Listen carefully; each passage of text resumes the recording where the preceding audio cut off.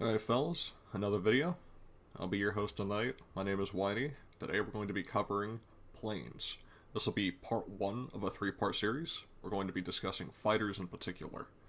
Not heavy fighters, this will be light fighters, so the small aircraft airframe. Due to the fact that we'll be focusing solely on one type of aircraft, and perhaps running a few demonstrations between 2 or 3 different setups, I'll actually be able to show combat numbers. We're going to be starting in 1939, simply because by this time, France and the UK both have access to higher level plane tech than the interwar plane and the 1936 frame. This is the technology that Germany has access to if you play in the start of 1939. This is atypical. Normally, you want to work your way up here from 1936. Go ahead and start research. Try to get the improved small airframe as soon as you can. It gives increased reliability, and I believe it also increases, max speed, of course. And I think also range. Frankly, it should increase everything slightly. We will cover medium and large airframes in further videos. After you have the improved small airframe, you'll want to get survivability studies. Armor is always good. There's only a hindrance whenever you're putting on too many plates and you're trying to reach too far.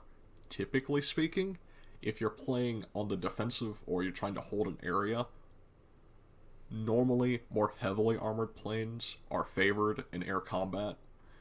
We'll cover that more extensively whenever it comes to medium airframes, because heavy fighters actually get a bonus towards air superiority. If you're trying to reach deep into enemy territory, though, you'll want to have the range improvements, because that gives you access to extra fuel tanks and drop pods. These effectively extend your range by 50% and 25%. The only caveat is, they really hurt your air defense. Drop pods don't hurt your air defense because they're not adding extra weight that stays on.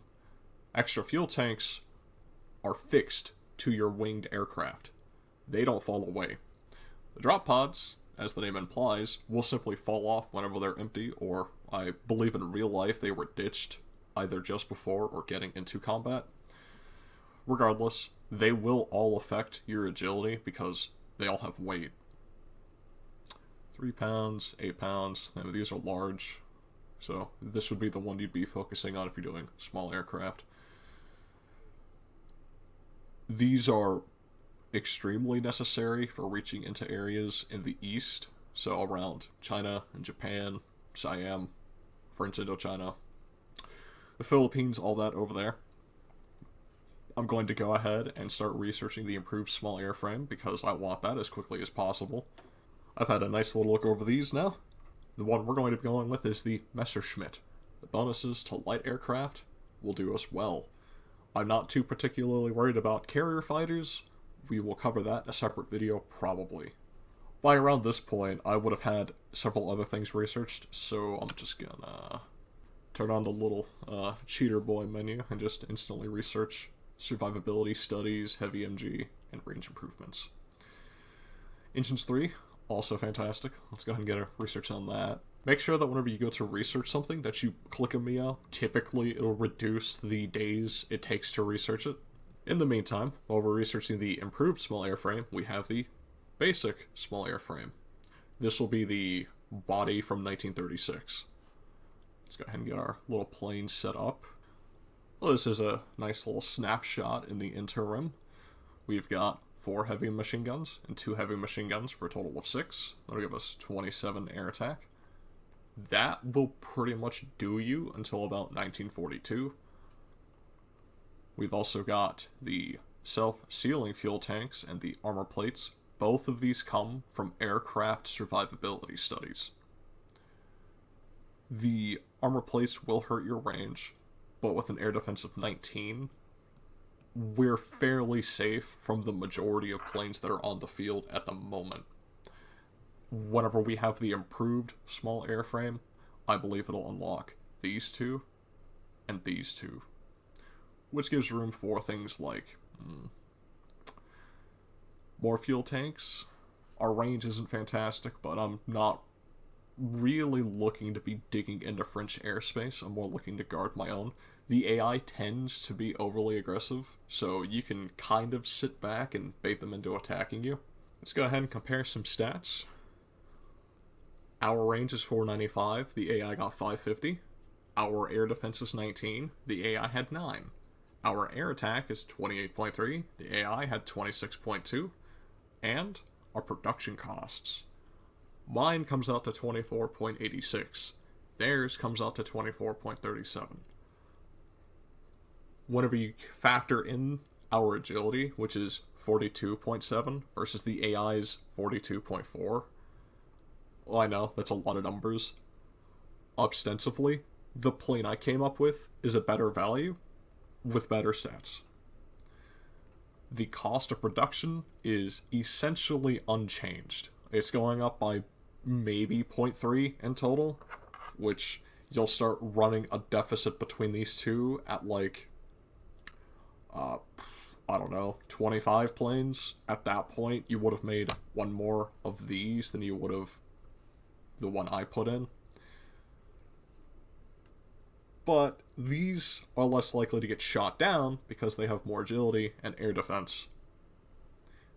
It's a trade-off. We'll see how it goes in testing.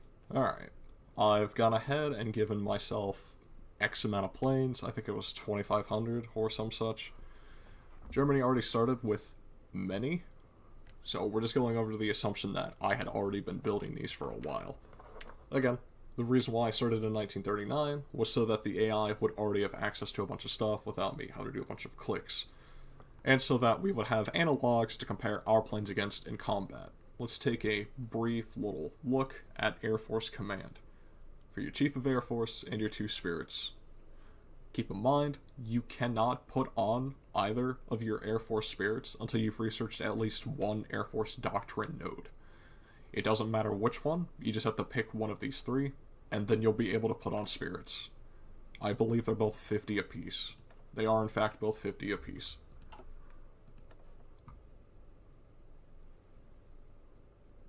Since we are going heavy on fighters, Hermann Göring may be the way to go due to his production, and the fact that he gives extra air superiority, which is imperative. If you are playing a smaller nation though, you may find it even better to go with the guy, because it's not going to be Ritter von Grime.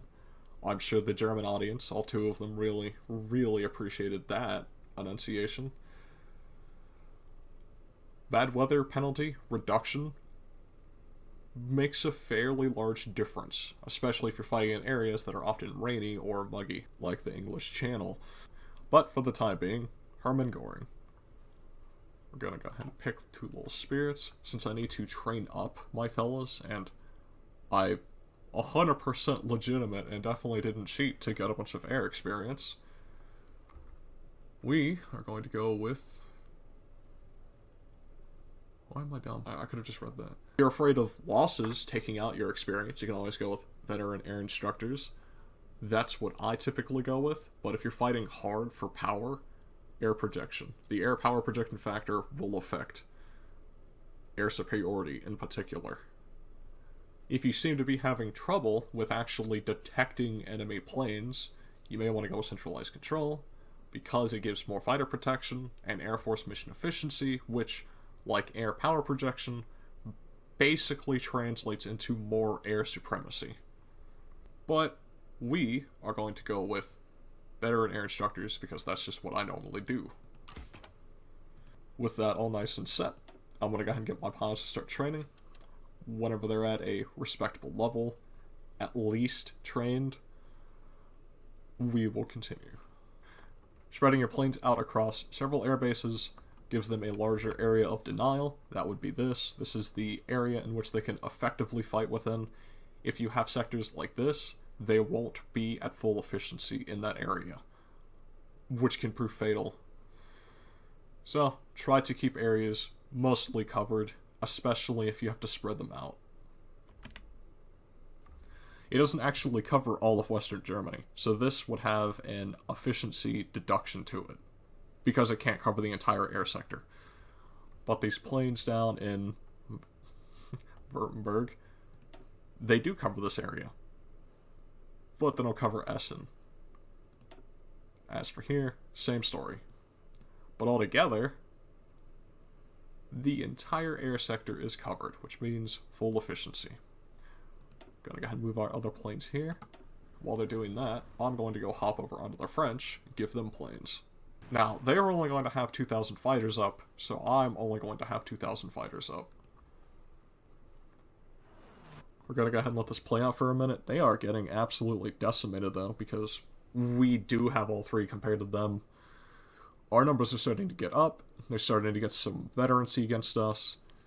Don't care. Ace pilots are going to be another interesting topic because they do things like that. They have nice little effects of their own. The Red Knight, that's kind of hard. Go ahead and look at the little fighter details. Compare our numbers. It's kind of crazy how much difference just one of these tags makes. But this is the most optimal plane they have. And the only reason I'm saying that is because in the AI's point of view, it's the best plane they have. They kept populating literally all of the other templates with these planes and polluting them with them. If we actually stay here and keep fighting, they will eventually just run out of planes. Which means I'm just gonna let them kind of keep doing that. I could probably let this run all day. And by all day, I mean for like the next 5 minutes, and then they'll just be out of planes, because there's one factory assigned to each. I did that before I left. But, hopefully this gets the points across.